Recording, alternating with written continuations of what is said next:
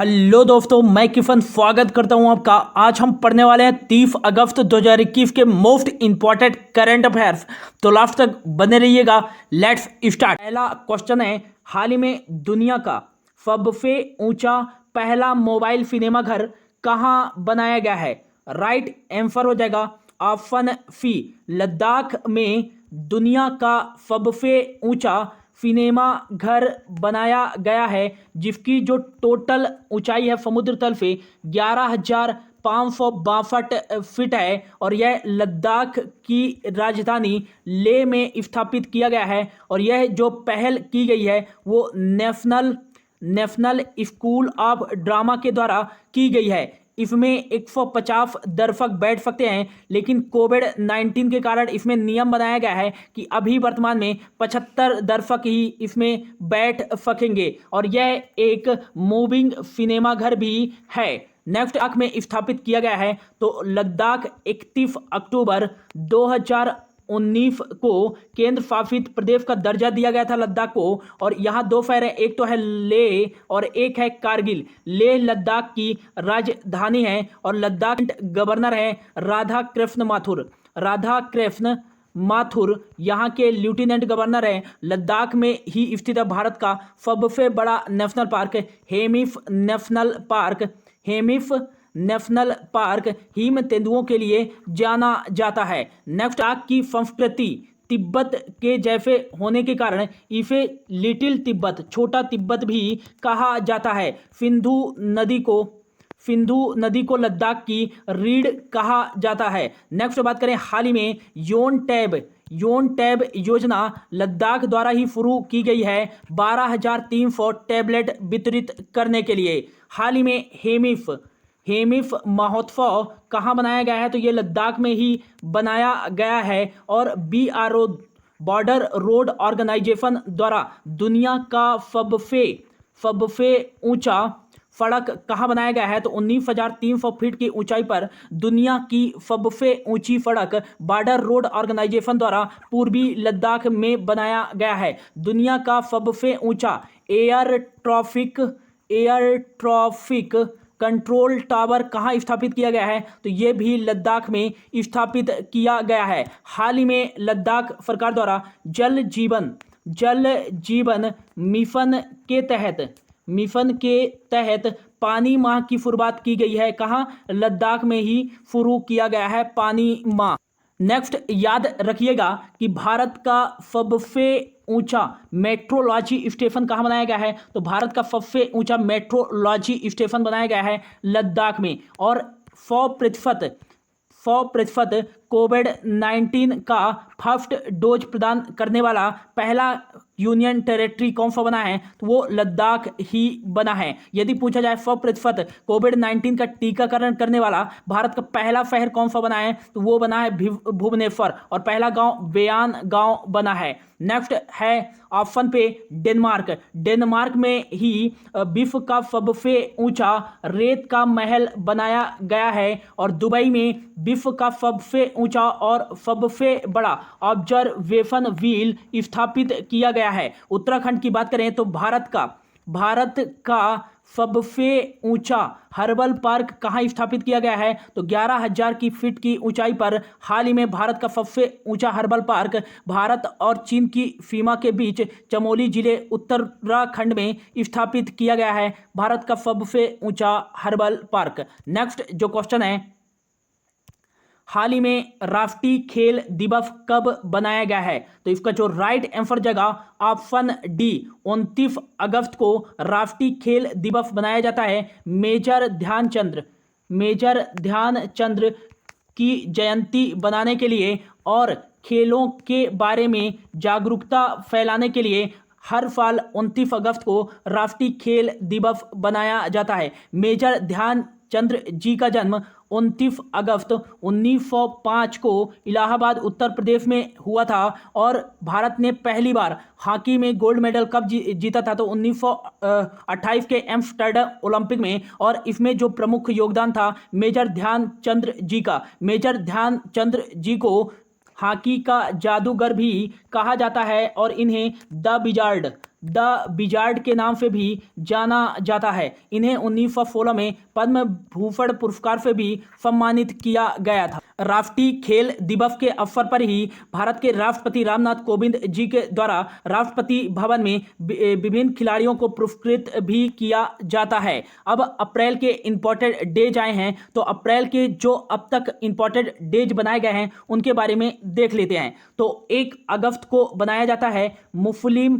मुस्लिम महिला अधिकार दिवस और 1 अगस्त को ही बनाया जाता है विश्व लंग्स कैंसर दिवस और 1 से 7 अगस्त तक बनाया गया है विश्व स्तनपान दिवस। नेक्स्ट जो है 4 अगस्त को बनाया जाता है राष्ट्रीय अस्थि जोड़ दिवस। नेक्स्ट जो है 6 अगस्त को बनाया जाता है हिरोशिमा दिवस और 7 अगस्त को मोस्ट इम्पॉर्टेंट डेज बनाया जाता है राष्ट्रीय हथकरघा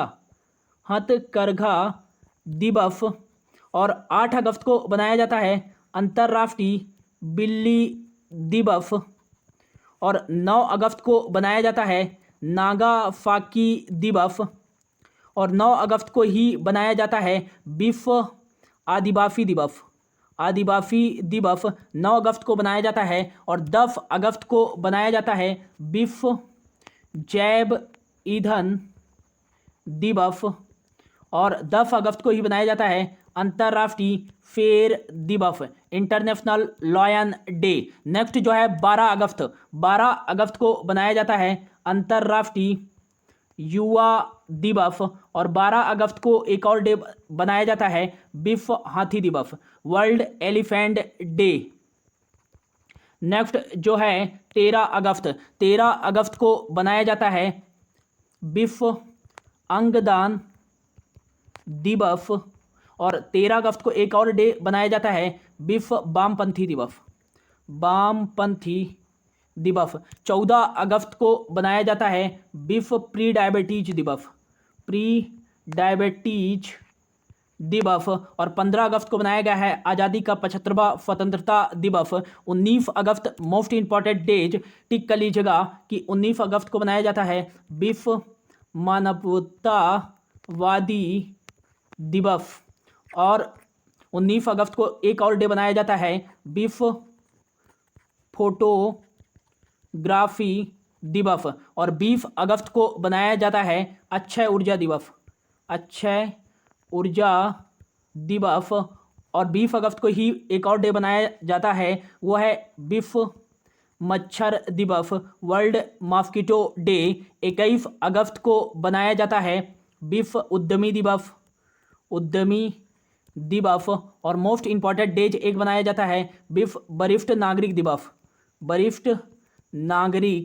दिवस 21 अगस्त को बनाया जाता है और 26 अगस्त को हाल ही में बनाया गया है महिला समानता दिवस और 26 अगस्त को ही बनाया जाता है इंटरनेशनल डॉग डे। नेक्स्ट याद रखिएगा कि 23 से 27 अगस्त तक बनाया गया विश्व जल सप्ताह दिवस, ये भी याद रखिएगा। और हाल ही में 29 अगस्त को बनाया गया राष्ट्रीय खेल दिवस। तो ये था दोस्तों अगस्त के मोस्ट इंपॉर्टेंट डेज। होप आपको समझ में आया होगा। तो यदि अच्छा लग रहा हो प्लीज सब्सक्राइब जरूर कर ले। बढ़ते हैं आगे क्वेश्चन भी। अगला जो क्वेश्चन है, हाल ही में टोक्यो पैरा ओलंपिक्स 2020 में भारत के लिए पहला पदक किसने जीता है? तो टोक्यो पैरा ओलंपिक्स 2020 हाल ही में आयोजित किया जा रहा है और इसका आयोजन 24 अगस्त से 5 सितंबर के बीच आयोजित किया जाएगा। और इसमें भारत के लिए जो पहला मेडल जीता है वो जीते हैं टेबल टेनिस पैरा ओलंपिक्स खिलाड़ी भवीना पटेल ने। ये गुजरात राज्य से बिलोंग करती हैं और इन्होंने ही टोक्यो पैरा ओलंपिक्स 2020 गेम्स में भारत के लिए पहला मेडल जीता है। और इन्होंने भारत के पैरा ओलंपिक्स इतिहास में टेबल टेनिस कैटेगरी में मेडल जीतने वाली भारत की पहली पैरा ओलंपिक्स टेबल टेनिस खिलाड़ी बन गई हैं। भवीना पटेल गुजरात से बिलोंग करती हैं और इन्होंने सिल्वर मेडल जीता है। सिल्वर मेडल जीता है। नेक्स्ट बात करें कि ऑप्शन पे है टेक चंद्र। टेक चंद्र ये टोक्यो पैरालंपिक्स 2020 में भारत के ध्वजवाहक खिलाड़ी रहे टेक चंद्र भाला फेंक से संबंधित हैं। मरियप्पन थंगावेलु ये पहले नामित किए गए थे भारत के फ्लैग बियरर के रूप में टोक्यो पैरालंपिक्स 2020 में, लेकिन बाद में चेंज करके टेक चंद्र को बना दिया गया था टोक्यो पैरालंपिक्स 2020 में ध्वजवाहक। और दीपा मलिक शॉटपुट से संबंधित हैं और भारत के इतिहास में पैरा ओलंपिक्स में मेडल जीतने वाली पहली भारतीय पैरालंपिक्स खिलाड़ी कौन थी? तो वो थी दीपा मलिक। मोस्ट इंपॉर्टेंट याद रखिएगा। बात करें पैरा ओलंपिक्स गेम्स तो टोक्यो पैरा ओलंपिक्स जैसा कि हमने देखा इसका आयोजन 24 अगस्त से 5 सितंबर के बीच में किया जाएगा और इसका जो मस्कट रहेगा वो मस्कट का क्या नाम है? फोमाइटी। और टोक्यो समर ओलंपिक्स का मस्कट क्या था? तो वो था मेराई तोबा। ये याद रखिएगा। और भारत ने इस बार टोक्यो पैरा ओलंपिक्स 2020 में कितने एथलीट्स भेजे हैं? तो अपने इस बार सबसे बड़ी एथलीट 54 एथलीट्स भेजे हैं 9 खेलों में पार्टिसिपेट करने के लिए। नेक्स्ट जो है कि टोक्यो समर ओलंपिक्स 2020 में भारत की रैंक कितनी आई है? तो भारत की रैंक आई है 48वीं। फर्स्ट पे था यूएसए और भारत ने इसमें टोक्यो ओलंपिक्स समर ओलंपिक्स जो 2020 है इसमें 1 गोल्ड मेडल, 2 सिल्वर मेडल और 4 ब्रॉन्ज मेडल, टोटल 7 मेडल जीते थे। उसमें से जो पहला गोल्ड मेडल जीता है वो जीते हैं नीरज चोपड़ा, भाला फेंक से संबंधित हैं। और जो 2 सिल्वर मेडल जीते हैं वो उसमें से जीते हैं मीराबाई चानू। और टोक्यो समर ओलंपिक्स 2020 में भारत के लिए पहला मेडल किसने जीता था? तो मीराबाई चानू ने जीता था भारत के लिए पहला मेडल टोक्यो ओलंपिक्स 2020 समर में, याद रखिएगा। और यदि पैरा ओलंपिक्स का पूछा जाए पहला मेडल तो भवीना पटेल ने जीता था। मीराबाई चानू वेट लिफ्टिंग से संबंधित है, इन्होंने सिल्वर मेडल जीता था। और जो दूसरा सिल्वर मेडल जीता है वो रेसलर रवि कुमार दहिया ने जीता है। 4 जो ब्रॉन्ज मेडल जीते हैं भारत ने, तो उनमें से एक थी भारतीय हॉकी टीम पुरुष की, इन्होंने जीता है ब्रॉन्ज मेडल। और एक जीता है पीवी सिंधु, बैडमिंटन खिलाड़ी हैं। और जो तीसरा ब्रॉन्ज मेडल जीता है वो जीता है लवलीना बोर्गोहेन, और ये मुक्केबाज हैं। और नेक्स्ट बात करें कि जो चौथा ब्रॉन्ज मेडल जीता है वो बजरंग पूनिया ने जीता है, रेसलर हैं, 65 केजी कैटेगरी में खेलते हैं। अगला क्वेश्चन है, हाल ही में किसने मिस ग्लोब इंडिया का खिताब जीता है? राइट आंसर जगह ऑप्शन ए तान्या सिन्हा झारखंड से बिलोंग करती हैं और इन्होंने हाल ही में मिस ग्लोब इंडिया का खिताब जीता है। इनको ताज पहनाया है निफी भारद्वाज 2018 की मिस अर्थ इंडिया थी, इन्होंने ही मिस ग्लोब इंडिया का खिताब का ताज पहनाया है तान्या सिन्हा को। अब तान्या सिन्हा 2022 में इंटरनेशनल मिस ग्लोब में भारत का प्रतिनिधित्व करेंगी। ऑप्शन पे है रीता फारिया भारत के साथ साथ एशिया की पहली मिस वर्ल्ड बनी थी रीता फारिया। सुष्मिता सेन यह भारत की पहली मिस यूनिवर्स थी। मनाफा वाराणसी ये तेलंगाना से हैं और 2021 का मिस इंडिया का अवार्ड किसने जीता है? तो मनाफा वाराणसी जो कि तेलंगाना से बिलोंग करती हैं। नेक्स्ट जो क्वेश्चन है, हाल ही में ITBP के महानिदेशक के रूप में किसे नियुक्त किया गया है? तो इंडो तिब्बतन बॉर्डर पुलिस के महानिदेशक के रूप में नियुक्त किया गया है। ऑप्शन डी संजय अरोरा को। इंडो तिब्बतन बॉर्डर पुलिस का हेडक्वार्टर है न्यू दिल्ली में और यह गृह मंत्रालय के अंतर्गत आता है। और नेक्स्ट बात करें इसके महानिदेशक कौन बनाए गए हैं? संजय अरोरा। हाल ही में पंकज कुमार को BFF बॉर्डर सिक्योरिटी फोर्स का महानिदेशक बनाया गया है। Kuldeep Singh central reserve police force के महानिदेशक हैं और सुधीर कुमार सक्सेना यह हैं वर्तमान में CIFF central industrial security force के महानिदेशक हैं।